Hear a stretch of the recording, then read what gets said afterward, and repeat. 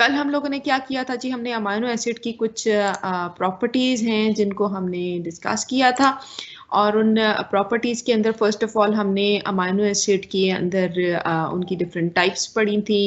हम लोगों ने अमाइनो एसिड की डिफरेंट प्रॉपर्टीज पढ़ी थी, और उसके बाद उनके साथ जो मौजूद जो साइड चेन्स है जो कि आप यहाँ पे देख सकते हैं, इन साइड चेन्स की जो एक्टिविटी थी इसके बारे में सारा हम लोगों ने थोड़ा बहुत ओवरव्यू जो है वो हमने इसके अंदर लिया था। ओके, और यहाँ पर ये मुख्तलिफ एग्जाम्पल दी गई हैं। अमाइनो एसिड्स को हमने क्लासिफाई कर दिया था डिफरेंट क्लासेस के अंदर, जिसके अंदर we had non polar aliphatic, non polar aromatic amino acids, then we had amino acids that were classified based upon के वो प्रोटॉन को डोनेट करते हैं या फिर प्रोटॉन को एक्सेप्ट करते हैं। उस बेस के ऊपर हमने उनको डिवाइड कर दिया था into acidic and basic amino acid, और मैंने साथ में हम लोगों को बता दिया था कि कौन कौन से अमाइनो एसिड्स हैं जिनके स्ट्रक्चर आपको लाजमन याद होने चाहिए। इन तमाम चीज़ों के बाद हम लोगों ने अमाइनो एसिड्स की कुछ प्रॉपर्टीज़ की थी, जिनके अंदर उनकी जो यूनिक कैरेक्टर था, जिसमें एक हमने प्रोलीन की बात की थी, जहाँ पर जो अल्फा कार्बन है जो कि सेंट्रल कार्बन है, जिसके साथ दोनों इसके फंक्शनल ग्रुप अमीनो ग्रुप और कार्बोक्सिलिक ग्रुप दोनों अटैच्ड होते हैं, that is called alpha carbon. और उसके साथ डायरेक्टली अटैच कार्बोक्सिलिक या कार्बोनाइल ग्रुप को हम अल्फा कार्बन, और नाइट्रोजन जो कि अमाइनो ग्रुप का है उसको हम अल्फा नाइट्रोजन कहते हैं। इन दोनों अल्फा नाइट्रोजन और अल्फा कार्बन को प्राइमरी कार्बन और प्राइमरी अमाइनो का प्राइमरी कार्बोक्सिलिक और प्राइमरी अमाइनो ग्रुप भी कहा जाता है। लेकिन अगर ये amino group for example in the case of proline, ये प्रोलीन के केस के अंदर अगर ये अमाइनो एसिड किसी और ग्रुप के साथ बॉन्ड बना ले, जैसे कि आप यहाँ पर ये लास्ट वाले में आप देख सकते हैं कि यहाँ पर मौजूद अल्फा कार्बन के साथ बॉन्डेड अल्फा अमाइनो ग्रुप ने एक रिंग लाइक स्ट्रक्चर बना लिया है, तो इसकी तमाम केमिकल प्रॉपर्टी चेंज हो जाती है, इवन कि इसका नाम प्राइमरी अमाइनो के बजाय सेकेंडरी अमाइनो ग्रुप के अंदर तब्दील हो जाता है। और ये हमारे पास जो स्पेशल कैरेक्टर है, ये ना सिर्फ ये कि इस अमाइनो एसिड को अमाइनो की जगह इम्यूनो एसिड में चेंज कर देता है, बल्कि जिन प्रोटीन्स के अंदर पे ये पाया जाता है उनके स्ट्रक्चर को भी चेंज कर देता है। हमारे पास ज़्यादातर जो फाइब्रस प्रोटीन्स होती हैं, हम आगे प्रोटीन्स के डिफरेंट टाइप्स पढ़ेंगे, फाइब्रस भी पढ़ेंगे, ग्लोबुलर भी पढ़ेंगे, और वो भी पढ़ेंगे जिनके अंदर ये दोनों टाइप्स पाई जाती हैं। लेकिन मेन फाइब्रस प्रोटीन के जो फाइबर्स होते हैं, ये इनके फॉर्मेशन की जो रीज़न है वो इस प्रोटीन मॉलिक्यूल के ये सेकेंडरी अमाइनो ग्रुप या अमाइनो एसिड का या इम्यूनो एसिड की एडिशन की वजह से होता है। ओके, उसके बाद हम लोगों ने कुछ और प्रॉपर्टीज पढ़ी थी अमाइनो एसिड्स की, जिनके अंदर उनकी ऑप्टिकल एक्टिविटी थी, और वो ऑप्टिकल एक्टिविटी इनके अंदर मौजूद अल्फा कार्बन जो कि कायरल सेंटर था। कायरालिटी के बारे में हम कार्बोहाइड्रेट्स के अंदर ऑलरेडी पढ़ चुके हैं, कायरल सेंटर की वजह से थी। इसके अलावा since they have a chiral centre, मतलब इसके अंदर जो अल्फा कार्बन है वो कायरल है, एसिमेट्रिक है, that's why it's also optically active. और ऑप्टिकली एक्टिव होने के वजह से इट हैज़ आइसोमर्स, और हमारे पर डी और एल दोनों आइसोमर्स हैं। सिर्फ ग्लाइसिन अमाइनो एसिड ऐसा है जिसके अंदर ये आइसोमर्स नहीं पाए जाते, because it has 2 hydrogens attached with the alpha carbon, and because of the presence of this chiral centre we have D and L isomers. Glycine के अंदर कोई भी D L isomers, it is optically inactive, और इसकी कोई isomeric form, zero isomeric form नहीं पाई जाती। एनांशोमर्स के बारे में मैं आप लोगों को कार्बोहाइड्रेट के अंदर काफी डिटेल में बता चुकी हूँ, and we know that enantiomers are mirror image of each other, and D and L यहाँ पर जो आपको एलानिन दी जा रही हैं, they are optically active and they are enantiomers of each other. और हमारे बॉडी के अंदर कौन से अमाइनो एसिड, मैमेलियन सेल्स के अंदर कौन से अमाइनो एसिड एक्टिव होते हैं, डी या एल? आई टोल्ड यू कि जितने भी कार्बोहाइड्रेट हैं वो डी एक्टिव हैं और उनके डी आइसोमर्स हैं, जबकि हमारे पास जो अमाइनो एसिड उनके L isomers, they are active in our body. कुछ plants or the bacteria, they are able to identify the D isomers, and these D isomers are also present in the antibiotics. Okay, that's why जो antibiotics है वो हमें नुकसान नहीं पहुंचाती, बल्कि bacteria को आइडेंटिफाई करती हैं, and they specifically kill those bacteria when they are present inside our body in the form of a disease की फॉर्म में, या फिर अगर आप वैसे एंटीबायोटिक खाते हैं तो अच्छे वाले जो गुड बैक्टीरिया उनको भी वो आइडेंटिफाई करके मार देती हैं। ठीक है, यहाँ तक का जो पार्ट है वो मैंने आप लोगों को बताया था कि वो आपके सेशनल नंबर 2 के अंदर इंक्लूड होगा। यहाँ पर जो अमाइनो एसिड का इंट्रोडक्शन है और उसके आगे जो अमाइनो एसिड की कुछ प्रॉपर्टीज़ हैं जो कि हम लोगों ने पढ़नी है, डिटेल के अंदर पढ़नी है, जिनकी आपको ये स्लाइड्स वगैरह भी मिल जाएंगे, नोट्स आपके पास मौजूद हैं जो कि मैं ऑलरेडी आप लोगों के साथ शेयर कर चुकी हूँ ऑन MS Teams। तो ये प्रॉपर्टीज़ हैं जिनको हम लोगों ने डिटेल के अंदर पढ़ना है। ठीक है, आप लोग अगर अमाइनो एसिड का स्ट्रक्चर देखें, मैं यहाँ पर एक अमाइनो एसिड का फॉर एग्जांपल स्ट्रक्चर, यहाँ पे एलानिन का आप स्ट्रक्चर देख लें, तो वी कैन से कि अमाइनो एसिड के अंदर ये अल्फा कार्बन के साथ you see that there is a amino group and there is a carboxylic group, जिसके ऊपर यहाँ पे नेगेटिव चार्ज है और यहाँ पर एक पॉजिटिव चार्ज है।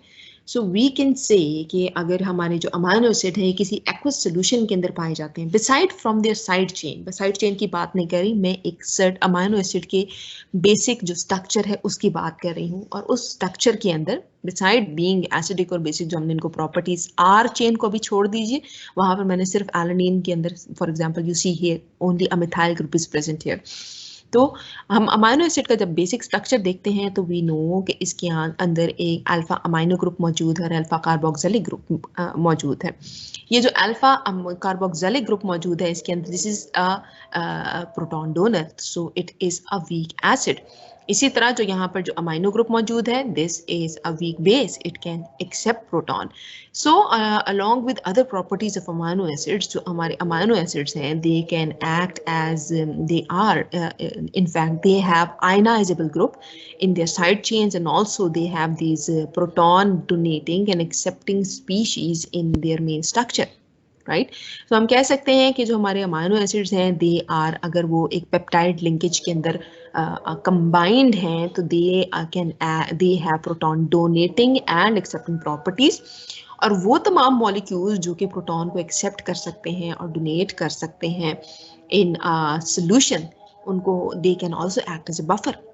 बफर क्या चीज़ होती है जी, हम लोग इसके बारे में केमिस्ट्री में बहुत बचपन से पढ़ते आ रहे हैं। बफर कोई भी ऐसा सोल्यूशन, कोई भी ऐसी चीज़ जो अपने अंदर आने वाले पीएच चेंज को रेजिस्ट करे। अगर उसके अंदर प्रोटॉन्स को ऐड किया जाए तो वो क्या करेगा, प्रोटॉन्स को एक्सेप्ट कर लेगा। अगर उसके अंदर से प्रोटॉन्स को निकाला जाए या उसके अंदर हाइड्रोक्सिल आयंस उनसे वो ऐड किए जाए तो वो उस सोल्यूशन के अंदर प्रोटॉन्स को डोनेट कर देगा, दे देगा, ताकि जो पीएच है, जो उसके अंदर हाइड्रोजन आयन कॉन्सेंट्रेशन है, वो एक सर्टेन टाइम लिमिट तक, एक खास लेवल तक मेंटेन रहे। उसको हम बफर कहते हैं। ओके, तो हम कह सकते हैं कि जो हमारे अमाइनो एसिड्स हैं, बिकॉज इनके अंदर प्रोटॉन को एक्सेप्ट करने की और इनको डोनेट करने की, मतलब ये कि इनके पास आयनाइज होने की एबिलिटी मौजूद है, तो they can act as buffers in aqueous solutions, right. अब ये हमारे पास जो फॉर एग्जांपल यहाँ पे एलानिन का आप स्ट्रक्चर देख सकते हैं। ठीक है, हमारे पास किसी भी अमाइनो एसिड की एसिडिक बेसिक प्रॉपर्टी और इसकी बफरिंग कैपेसिटी को एक्सप्लेन करने के लिए एक सिंपल हमारे पास इक्वेशन है, that equation is called as Henderson Hasselbalch equation. ये इक्वेशन बताती क्या है, इसको बनाने की ज़रूरत क्यों पेश आई। Henderson Hasselbalch equation actually shows a quantitative relationship between the pH of a solution and the concentration of weak acid. Since our amino acids, they are weak acids, और कोई भी weak acid जब हम वाटर के अंदर डालेंगे, किसी सोल्यूशन में डालेंगे, तो ये डिसोसिएट होगा और साथ में अपनी एक कॉन्जुगेट बेस बनाएगा। तो ये जो रिलेशनशिप है पीएच और एज आई टोल्ड यू कि ये एज ए बफर भी काम करेगा। सो द रिलेशनशिप, वो क्वांटिटेटिव रिलेशनशिप जो कि एक वीक एसिड और उसकी कॉन्जुगेट बेस का है with the pH of a solution, के उसको वो कैसे मेंटेन करता है, बफर के तौर पे कैसे काम करता है, this is described with the help of a equation that is called as Henderson Hasselbalch equation, right. तो यहाँ पर मैंने पहले आप लोगों को एक्सप्लेन करूंगी जी, हेंडरसन-हासेलबैच इक्वेशन जो सी है वो एक नॉर्मल एसिड के लिए आप सब घर में इस्तेमाल करते हैं जी, एसिटिक एसिड, सिरका, ठीक है, that is a weak acid. Strong acids भी यूज होते हैं एज ड्रेन ओपनर्स, लेकिन वीक एसिड की हमारे पास एक बहुत अच्छी एग्जांपल है जी, एसिटिक एसिड।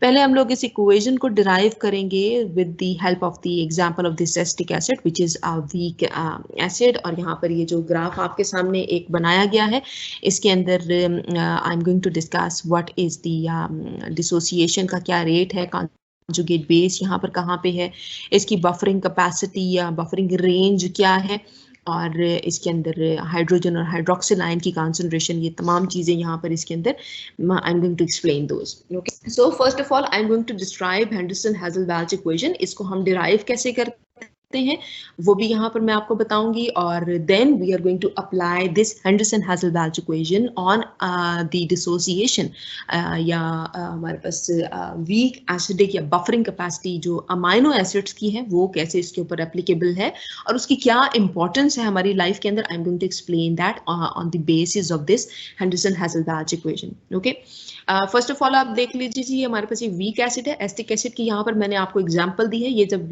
वाटर के साथ ये रिएक्ट कर रहा है, रिजल्ट के अंदर ये प्रोड्यूस कर रहा है जी हमारे पास एक स्ट्रॉन्ग एसिड प्लस एक स्ट्रॉन्ग बेस, ठीक है। और यहाँ पर ये जो स्ट्रॉन्ग बेस बन रही है दैट इज कॉल्ड, ये आप देख रहे हैं कि ये जो हमारे पास स्ट्रॉन्ग बेस बन रही है this is the conjugate base of this weak acid. एक चीज आप लोगों ने याद रखनी है, किसी भी वीक एसिड की कॉन्जुगेट बेस स्ट्रॉन्ग होगी, किसी भी स्ट्रॉन्ग एसिड की कॉन्जुगेट बेस वीक होगी। इसी तरह बेस की बात करूं मैं, किसी भी वीक बेस की कॉन्जुगेट एसिड जो डिसोसिएट होने के बाद बनेगा, जिसने अब जैसे कि यहाँ पर यू कैन सी कि यहाँ पर जो एसिटिक एसिड है इसने अपना प्रोटॉन दे दिया और ये नेगेटिवली चार्ज जो हमारे पास इसके अंदर एसीटेट आयन बना है, ये जो हमारे पास एसिटिक आयन बना है ये इसकी स्ट्रॉन्ग कॉन्जुगेट बेस है। इसको हम सॉल्ट भी कहते हैं, ठीक है, ये सॉल्ट भी बन जाता है, इसको सॉल्ट भी कहा जाता है अदर टर्म्स के अंदर। सो वी कैन से कि वीक एसिड का कॉन्जुगेट बेस स्ट्रॉन्ग होगा और स्ट्रॉन्ग एसिड का कॉन्जुगेट बेस वीक होगा, और यही रूल अप्लाई होगा ऑन अ बेस। बेस क्या होती है? एसिड क्या चीज होती है? जो प्रोटॉन डोनेट करता है। बेस क्या होती है? जो कि प्रोटॉन को एक्सेप्ट करता है। एक स्ट्रॉन्ग बेस जब प्रोटॉन को एक्सेप्ट करेगा तो वो बनाएगा एक वीक कॉन्जुगेट एसिड, ओके और इसी तरह अगर हमारे पास एक वीक बेस प्रोटॉन को एक्सेप्ट करेगा तो ये क्या बनाएगा? एक स्ट्रॉन्ग कॉन्जुगेट एसिड बनाएगा। ओके सो अब हम करते हैं जी हेंडरसन-हाजलबैच इक्वेशन आप लोगों के सामने मौजूद है। फर्स्ट ऑफ ऑल आप लोग देख लीजिए कि we have this, you can see, हम यहाँ पर इस एसिड की ही बात कर लेते हैं जी।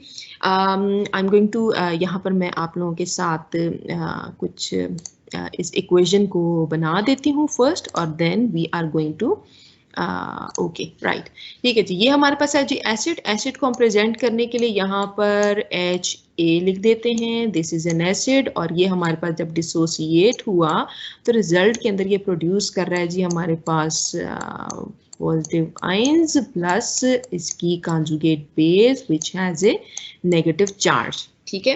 और हम लोगों को पता है कि जब भी कोई जो एसिड है वो डिसोसिएट होता है तो उसका डिसोसिएशन कांस्टेंट जो है वो Ka से रिप्रेजेंट किया जाता है। सो Ka which is the dissociation constant of this acid is equal to the molar concentration of the hydrogen ions, ठीक है जी। मोलर कॉन्सेंट्रेशन को रिप्रेजेंट करने के लिए हम यहाँ पे ब्रैकेट लिखते हैं into molar concentration of the conjugate base के जो आयंस हैं divided by the molar concentration of the acid, okay यहाँ पर हमारे पास ये देखिए कि ये जो डिसोसिएशन जब हमारे पास हुई है जी, हमारे पास जब एसिड वीक एसिड डिसोसिएट हुआ है तो रिजल्ट में इसका जो डिसोसिएशन कांस्टेंट है it is represented by the molar concentration of the this one and this one, या फिर this one and this one divided by the molar concentration of this one. ये हमारे पास सिंपल इक्वेशन है जो कि use की जाती है for representing the dissociation of an acid.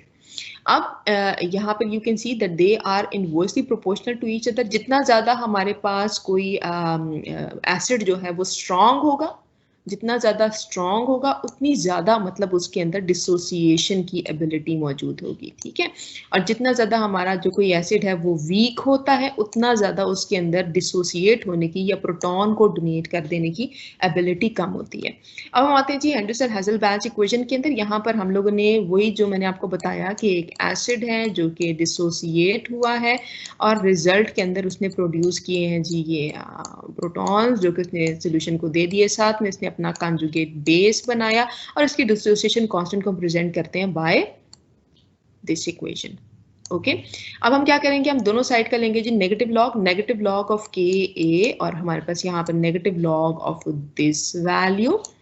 And you know when we take the negative log of something, तो यहाँ पर जो चीज़ मल्टीप्लाई हो रही होती है वो प्लस होती है और जो चीज़ डिवाइड हो रही होती है वो माइनस होती है.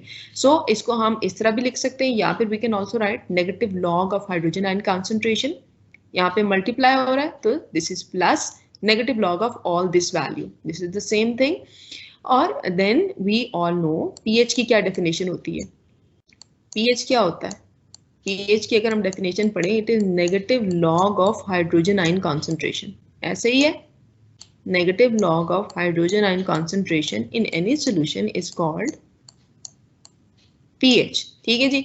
और यहाँ पर हम क्या करेंगे, सिंस पीएच ये हमारे पास वैल्यू है negative log of hydrogen ion concentration, तो यहाँ पर हम लिखेंगे जी पीएच, एंड ये हमारे पास नेगेटिव लॉग लेके ए, सो इसको हम रिप्लेस कर देंगे तो हमारे पास आ जाएगा जी ये this is replaced by this.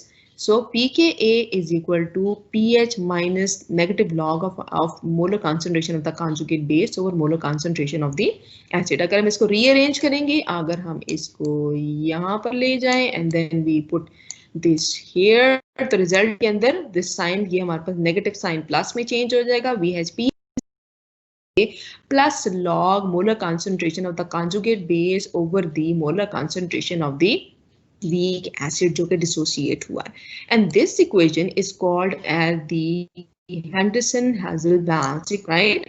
And this equation is actually showing the relationship between the pH of a solution, dissociation constant of a weak acid, and the molar concentration of that acid and the molar concentration of the conjugate base.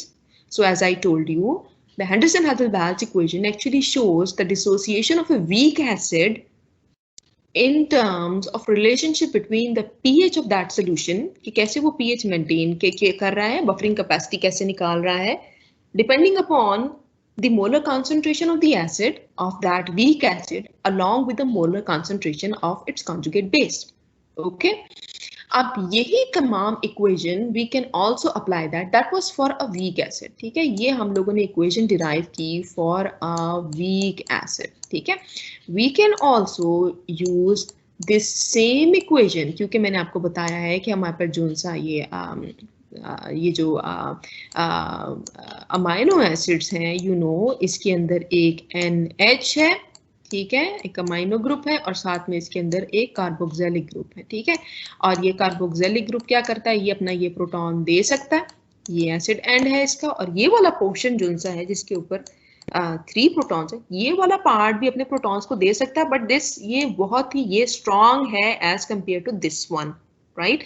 So this one this has the ability to donate, इसका dissociation constant इस वाले का ज्यादा होता है, जबकि इसका तब उस सिचुएशन के अंदर डिसोसिएशन होती है, ये प्रोटॉन तब देता है जब ये वाले प्रोटॉन्स मुकम्मल तौर पे खत्म हो जाते हैं.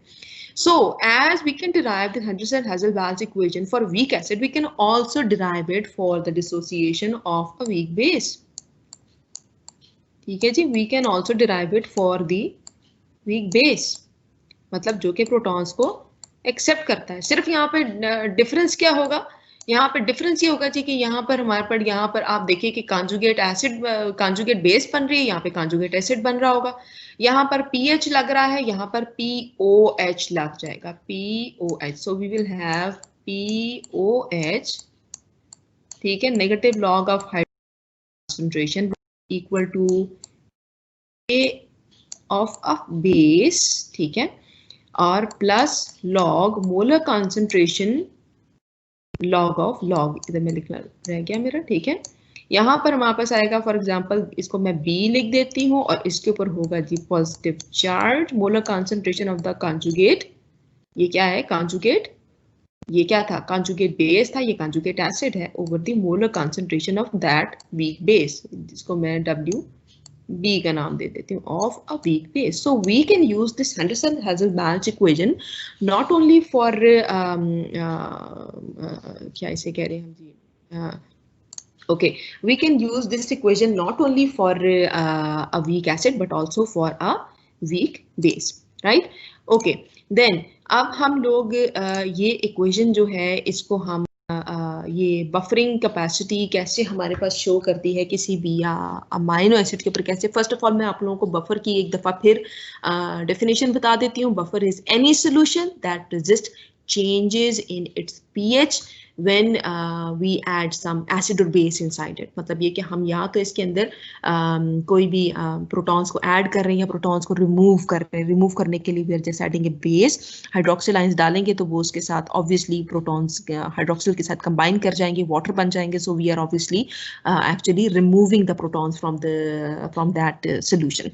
बफर बनता कैसे है जी? बफर बनता है जी कि हम किसी भी वीक एसिड जैसे कि एसिटिक एसिड और इसके कॉन्जुगेट बेस को जब मिक्स करते हैं तो हमारे पास एक बफर बन जाता है. फॉर एग्जांपल अगर हमारे पास एक एसिटिक एसिड का बफर सोल्यूशन मौजूद है और उसके अंदर हम एक स्ट्रॉन्ग एसिड डाल रहे हैं, फॉर एग्जांपल HCl डाल रहे हैं, तो HCl क्या करेगा कि इसके अंदर जितने भी प्रोटॉन्स डालेगा, HCl के जो हाइड्रोजन आयन जिसके अंदर डालेंगे, ये तमाम इसकी कॉन्जुगेट बेस के साथ न्यूट्रलाइज हो जाएंगे और कन्वर्ट हो जाएंगे दोबारा किसके अंदर? Into that weak acid. As a result of which इसकी जो pH होगी वो मेंटेन रहेगी for a certain period of time. ठीक है. अच्छा, अब बफरिंग कैपेसिटी किसी भी सोल्यूशन की हाईएस्ट कब होती है? इसकी बफरिंग कैपेसिटी हमारे पास एक रेंज होती है किसी भी एसिड के. यहाँ पर आप देखें कि यहाँ पर एसिटिक एसिड की आपको एग्जांपल दिखाई जा रही है जिसके अंदर ये जो नीला वाला पोर्शन है ये इसकी बफरिंग रेंज है. ये वो रेंज है जिसके अंदर इसके अंदर अगर हम एसिड ऐड करते जा रहे हैं तो ये इसको न्यूट्रलाइज करता जा रहा है. और ये नीले वाले बॉक्स से जब बाहर निकलता है तो ये इसका pH जो है वो इंक्रीज या डिक्रीज होता है, उसकी कैपेसिटी या बफरिंग जो एबिलिटी है वो यहाँ पर खत्म हो रही है. ठीक है. तो यहाँ पर हमारे पास जो बफरिंग रेंज है वो हाईएस्ट कहाँ पे? इसके मिडल के अंदर एक पॉइंट है जहां पर you can see that pH is equal to pKa. जब उसकी pH उसके डिसोसिएशन कांस्टेंट के बराबर हो जाएगी, at that point that acid, that weak acid, for example here यहाँ पर जो केस आपको दिखाया जा रहा है, यहाँ पर वी कैन से कि जो एसिटिक एसिड है उसकी जो मैक्सिमम बफरिंग कैपेसिटी है या हाईएस्ट बफरिंग कैपेसिटी है वो 4.76 के ऊपर है. ठीक है. This is the buffering capacity of acetic acid. Okay. So यहाँ पर ये डायग्राम आपको दिखाई जा रही है. यू कैन सी कि जैसे जैसे हमारे पास pH इंक्रीज हो रहा है, ये जो हमारे पास पॉइंट है this is called the buffering capacity of acetic acid. अगर हम एक अमाइनो एसिड की बात करें, फॉर एग्जांपल मैं सिर्फ एलानिन की ही बात करूं आप लोगों के सामने, यहाँ पर you can see in this diagram we have this alanine amino acid जो कि सोल्यूशन के अंदर मौजूद है.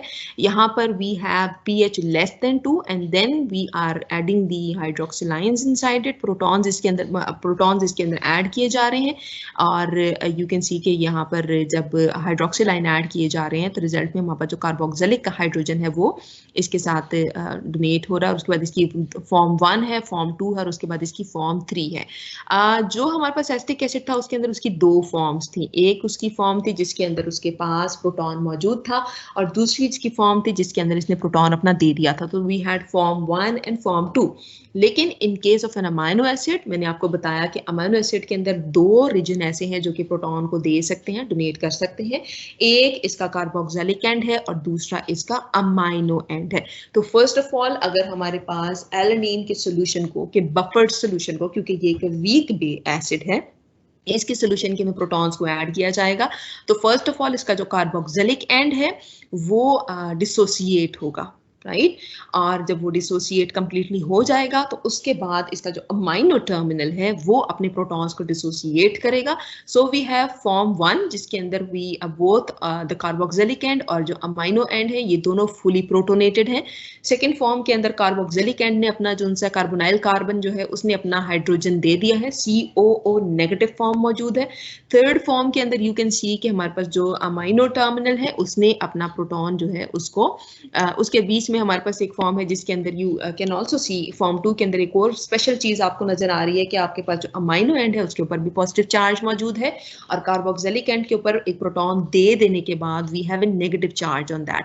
यहाँ पर आप देखिए कि जो हमारे पास फॉर्म 1 है उसका ओवरऑल नेट चार्ज पॉजिटिव है because of the NH3 positive ion जो इसके अंदर मौजूद है. इसके अंदर net charge is positive. In case of form 2 यहाँ पर we have net charge which is equal to 0 क्योंकि पॉजिटिव चार्ज, एक पॉजिटिव चार्ज मौजूद है इसके अमाइनो टर्मिनल के ऊपर, एक नेगेटिव चार्ज मौजूद है कार्बोक्सिलिक टर्मिनल के ऊपर. रिजल्ट के अंदर we have a overall of.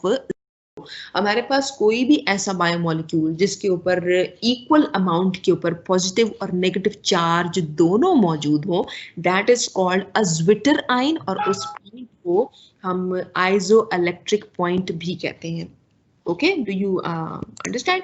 अगर इसके अंदर बेटे आप लोगों को कोई क्वेश्चन, कोई चीज समझ नहीं आती, यू कैन आस्क मी, ठीक है? आप बीच में मुझे इंटरप्ट करके कर सकते हैं, क्वेश्चन पूछ सकते हैं। एनीवे, तो यहाँ पर हमारे पास जो फॉर्म 2 है ये इसके ज्विटरायनिक फॉर्म है। इस पॉइंट को हम आइसोइलेक्ट्रिक पॉइंट कहते हैं। इसकी बायोलॉजी के अंदर, मॉलिक्यूलर बायोलॉजी के अंदर और इवन के मैथमेटिक्स के अंदर बहुत ज्यादा इंपॉर्टेंस है। You will get to know all those stuff जैसे जैसे हम प्रोटीन को आगे पढ़ेंगे। सो आगे आप देखिए कि when we are adding more base, it is being converted into negatively charge particle, क्योंकि इसका जो अमाइनो टर्मिनल है वो अपने प्रोटॉन को डिसोसिएट कर रहा है, अपना प्रोटॉन जो है उसको दे रहा है, ठीक है? अच्छा, अब ये जो हेंडरसन-हेजल अगर हम वो लगाएं एलेनिन अमाइनो एसिड की टाइटेशन के ऊपर, तो यू कैन सी यहाँ पर आपके पास लेफ्ट साइड पे इसका टाइटेशन का ग्राफ भी मौजूद है। सो अब आप देखिए कि क्योंकि यहाँ पर हमारे पर डिसोसिएशन जो सी है वो हो रही है दो स्टेप्स के अंदर। पहले स्टेप के अंदर सिर्फ कार्बोक्सिलिक एंड इसके अंदर डिसोसिएट कर रहा है। सेकेंड स्टेप के अंदर आप देखें तो सेकेंड स्टेप के अंदर हमारे पास जो अमाइनो एंड है वो अपना प्रोटॉन डोनेट कर रहा है। तो यहाँ पर हमारे पास हेंडरसन-हेजल-बैच इक्वेशन को जब हम अगर लगाएं तो अगर if I am able to, okay, let me just insert a text box और ये मैं साथ में इसके ऐड कर देती हूँ, ठीक है? अगर हम इसकी फॉर्म 1 की बात करें, फॉर्म 1 से फॉर्म 2 के अंदर इसकी कन्वर्जन, तो हम कहेंगे जी dissociation constant for the conversion of form 1 into form 2। मतलब जो हमारे पास जो पॉजिटिवली चार्ज इसकी एलेनिन के फॉर्म है, जब वो कन्वर्ट हो रही है into zwitter ionic form, positively charge form को हम देते हैं जी 1 का नाम दे देते हैं, और जो इसकी ज्विटर आयनिक फॉर्म 2 है उसको फॉर्म 2 का नाम देते हैं। तो इसका जो डिसोसिएशन कांस्टेंट होगा वो होगा K 1, मतलब ये कि जो 1 फॉर्म है which will be equal to the we can say जब ये डिसोसिएट हो रहा है फॉर्म 1 से फॉर्म 2 के अंदर, तो और ये साथ में प्रोटॉन्स जो है वो प्रोड्यूस कर रहा है, we can say that molar concentration of hydrogen ions जो कि इसने प्रोड्यूस किए इनटू के लिए मैं स्टेरिक बना देती हूँ, molar concentration of form 2 which is divided by the molar concentration of form 1, right? ये हमारे पास हेंडरसन-हेजल-बैच इक्वेशन है फॉर द डिसोसिएशन फ्रॉम या conversion from form 1 to form 2, right? अच्छा, और अगर हम इसका हेंडरसन-हेजल-बैच इक्वेशन इसके ऊपर लगाएंगे कि हमने डिसोसिएशन कांस्टेंट निकाला, तो हमारे पास वैल्यू आएगी फॉर द पीएच, पीएच के लिए वैल्यू आएगी pH is equal to p K, वहां पर हमने ए लिखा था, एसिड के लिए लिखा था, यहाँ हम फॉर्म 1 की बात कर रहे हैं, plus log molar concentration of form 2 पर या divided by molar concentration of form 1, right? ये हमारे पास हमारी जो फॉर्म 1 की कन्वर्जन है इनटू फॉर्म 2 जो आप राइट साइड के ऊपर ग्राफ देख रहे हैं, ये उसके लिए हेंडरसन-हेजल-बैच इक्वेशन मैंने लगा दी, ठीक है जी? अब यहाँ पर हमारे पास जो अमाइनो एसिड की मैंने आपको बताया कि ये जो एलेनिन अमाइनो एसिड है, फॉर एग्जांपल जो इस फिगर के अंदर मैंने आपको बताया, ये इसके अंदर पॉइंट्स आपने क्या याद रखने हैं जी? ये एलेनिन जितने भी अमाइनो एसिड्स हैं, क्योंकि ये तमाम इनके अंदर कार्बोक्सिलिक एंड भी मौजूद होता है, अमाइनो एंड भी मौजूद होता है। मैं यहाँ पे आर चेन की बात नहीं कर रही, मैं इन जनरल बेसिक स्ट्रक्चर की बात कर रही हूँ। अभी आर चेन के बारे में आप बिल्कुल नहीं सोचें, आप सिर्फ सोचें कि अमाइनो के अंदर एक अमाइनो एसिड के अंदर एक अल्फा कार्बन है, साथ में एक कार्बोक्सिलिक ग्रुप है, एक अमाइनो ग्रुप है। तो ये अमाइनो एसिड का जो स्ट्रक्चर है ये रिप्रेजेंट करता है एक वीक एसिड को, that's why it is acting as a buffer और that's why it's able to dissociate. और ये हमारे पास हेंडरसन-हेजल-बैच इक्वेशन वीक एसिड्स के लिए होती है, तो इस वजह से हमने इसको वीक एसिड का ये इक्वेशन जो है हमने इसके ऊपर अप्लाई कर दी, ठीक है? और यहाँ पर जो हमारे पास इसकी pKa वैल्यू है वीक एसिड के लिए, उसके लिए हमने फॉर्म 1 के लिए की थी। इसी तरह अगर मैं इसकी conversion from the zwitterionic form to the other form, ये जो हमारे पास जो इसकी फॉर एग्जांपल जो आप ऊपर देख रहे हैं कि फॉर्म 2 से फॉर्म 3 के अंदर मैं इसको चेंज कर रही हूँ, तो वहां पर क्या होगा जी? वहां पर भी हमारी Henderson Hasselbalch equation is going to change in the same way. We will have H which will be equal to P K for the second dissociation step, plus log of form molar concentration of form 3 पर molar concentration of form 2। ठीक है जी, ये हमारे पास हो जाएगी second जो इसकी stage है उसकी डिसोसिएशन के बारे में, ये हमारे पास डिसोसिएशन आ जाएगी। ठीक है, तो ये हमारे पास पीएच जो सी है ये फॉर्म 1 और फॉर्म 2 दोनों के लिए इन एक्वस सोल्यूशन ये हमारे पास इसकी ये वैल्यूज होंगी। So we have pK1 and pK2। अब अगर आप इस ग्राफ के अंदर देखें सो वी हैव pK1 जो सी है ये आप देखें कि इसकी वैल्यू दी गई है 2.3 जो कि इक्विलिब्रियम के अंदर एग्जिस्ट कर रही है वैल्यू जब हमारे पास form 1 is equal to the form 2, मतलब ये कि इसकी जो हमारे पास पॉजिटिवली चार्ज पार्टिकल है और ये जब इसके ज़्यूट्रायनिक फॉर्म जब इक्वल अमाउंट के अंदर मौजूद होंगे मतलब pK1 जो सी होगी वो इसकी 2.3 इसकी वैल्यू होगी, ये इसकी मैक्सिमम बफरिंग कैपेसिटी है with respect to the carboxylic end। और जब इसकी आप देखें कि जब इसकी आइसोइलेक्ट्रिक पॉइंट जहाँ पर ये पॉजिटिवली चार्ज है वहाँ पर जो pH है वो 5.7 है। ये एक्चुअली ये जो ग्राफ है ये आपको रिप्रेजेंट कर रहा है टाइट्रेशन कर्व है ये हमारी एलेनिन का। जब इसको हम टाइट्रेट कर रहे हैं मतलब ये कि एलेनिन के अंदर हम जो बेस है उसको ऐड कर रहे हैं और हम इसके pH को हम चेक कर रहे हैं और हम चेक कर रहे हैं कि इसके अंदर कौन सी फॉर्म कब अपने प्रोटॉन को डोनेट कर रही है। सेकंड आप इसकी फॉर्म 3 देखिए, फॉर्म 3 के अंदर we have the pK2 value which is equal to 9.1। ये तमाम दीज आर कैलकुलेटेड और यहाँ पर इसके अंदर रेड रीजन बताया जा रहा है that is actually the buffering range with respect to the dissociation of proton from the amino terminal. Okay अच्छा जी, अब ये हमारे पास जो ये हेंडरसन हाजलबैच इक्वेशन है इसको हम अमाइनो एसिड्स के ऊपर क्यों अप्लाई करते हैं या फिर हमारे पास जितने भी ये इक्वेशन की क्या इम्पोर्टेंस है और ये अमाइनो एसिड्स के ऊपर जब चार्ज मौजूद होता है तो इनकी क्या इम्पोर्टेंस है। ठीक है जी, जो हेंडरसन हाजलबैच इक्वेशन है मैंने आपको बताया कि फिजियोलॉजिकल कंडीशंस के ऊपर हमारा जो बायोलॉजिकल सिस्टम्स हैं उनके अंदर जो सॉल्ट्स मौजूद होते हैं या फिर जो साइटोसोल है हमारा वो अपने पीएच को मेंटेन करता है, right. So it is actually acting as a buffer. हमारा जो ब्लड स्ट्रीम है वो अपने पीएच को मेंटेन करता है।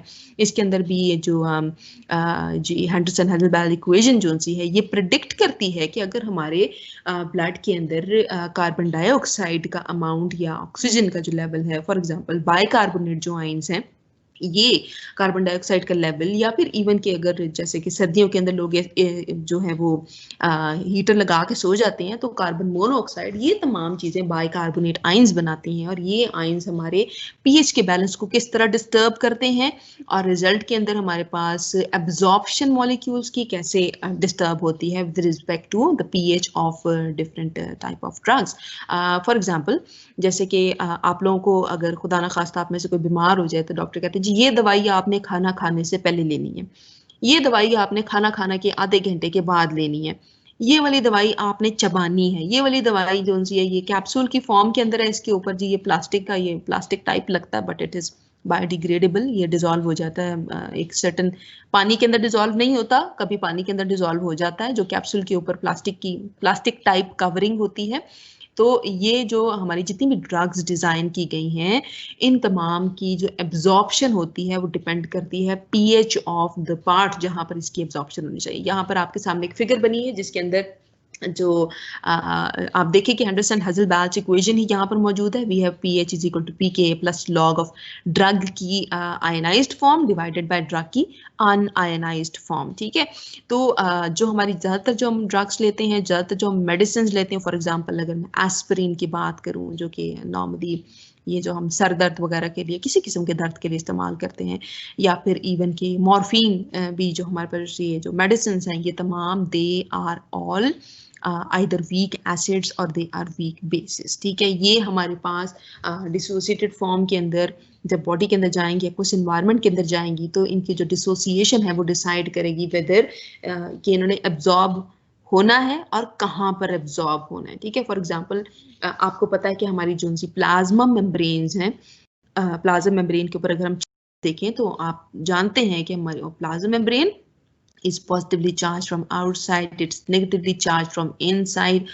और जब हमारे पास सिग्नल ट्रांसडक्शन होती है या फिर कोई भी सिग्नल ट्रांसमिट होता है from the outer environment to the inside, ये चार्जेस चेंज होते हैं. जितने भी ड्रग्स हैं, when they are allowed to pass through the membrane, they would pass through only if they are uncharged.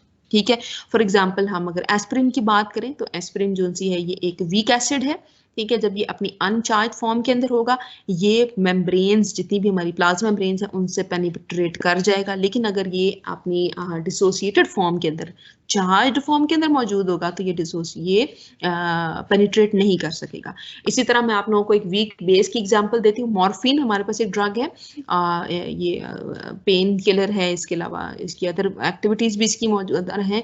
ठीक है. ये अनचार्ज फॉर्म के अंदर होती है और ये भी तब हमारे पास ये भी सेल में से जब गुजरती है जब इसकी चार्ज फॉर्म मौजूद ना हो. देयरफॉर हमारी जो ड्रग्स हैं इनकी जो एब्जॉर्प्शन है, जितनी मेडिसिन है, इनकी एब्जॉर्प्शन की साइट जो होती है उसका पीएच डिसाइड करता है कि इन मेडिसिन ने एब्जॉर्ब होना है या नहीं होना. हमारी ओरल कैविटी का पीएच मुख्तलिफ है, हमारे जो ईसोफेगस है इसका पीएच डिफरेंट है, स्टमक का डिफरेंट है. इसी तरह खाने से पहले और खाने के बाद हमारा जो पीएच है हमारे स्टमक का, दिस वेरीज. और उसकी जो वेरिएशन है वो हमारी जो जितनी भी मेडिसिन हैं उनकी एब्जॉर्प्शन को इंक्रीज या डिक्रीज करती है. अगर कोई मेडिसिन है जो कि हमें लेनी है खाना खाने से पहले, इसका मतलब है कि वो लो पीएच, वो हाई पीएच के ऊपर एब्जॉर्प्शन होती है उसकी और वो अनडिसोसिएटेड फॉर्म के अंदर पाई जाती है. अगर हमारे पास कोई ऐसी मेडिसिन जो कि उन्होंने कहा कि खाने के साथ आपने लेनी है,